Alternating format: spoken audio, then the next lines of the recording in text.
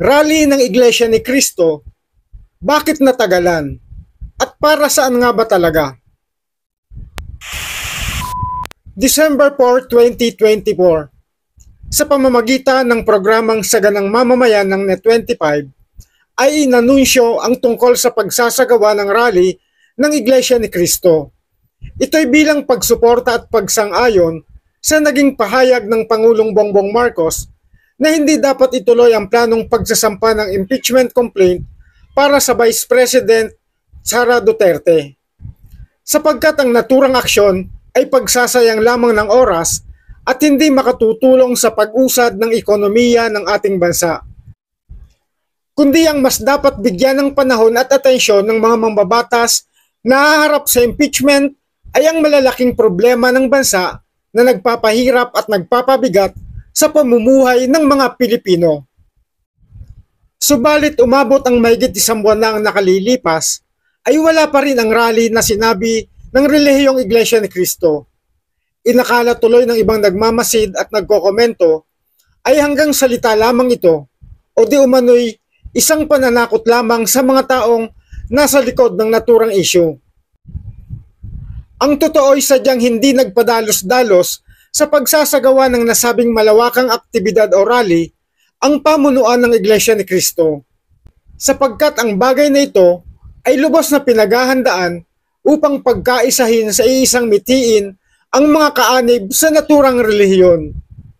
Nagsasagawa rin sila ng mga pagpapanata o devotional prayer ang mga member ng Iglesia ni Cristo bilang paghahanda sa malaking aktibidad. Inilalapit at idinudulog nila sa Diyos ang anumang bagay bago pa ito bigyan ng katuparan upang matiyak ang pagkasi ng Diyos sa gagawing pagkilos bilang iisang tao. Sapagkat lahat ng pagtatagumpay ay sinasampalatayanan ng Iglesia ni Cristo na mula sa Diyos. Pagkatapos nga ng halos isang buwang paghahanda at pagpapanata, ay 100% ng tuloy na ang rally na sinabi ng Iglesia ni Cristo. Subalit, para saan nga ba ang rally na ito? Para nga ba ito sa iisang tao? Pinoprotektahan ba ng Iglesia ni Cristo ang Vice Presidente? Ang sagot po sa tanong na ito ay malaking hindi. Hindi ito para sa Vice Presidente o kung kanino mang personalidad o politiko, kundi ang naturang pagkilos ng Iglesia ni Cristo para sa diniklarang National Rally for Peace ay bilang pagmamahal ng INC sa kapayapaan para sa ating bansa, maging para ito sa kapakanan nating mga mamamayang Pilipino.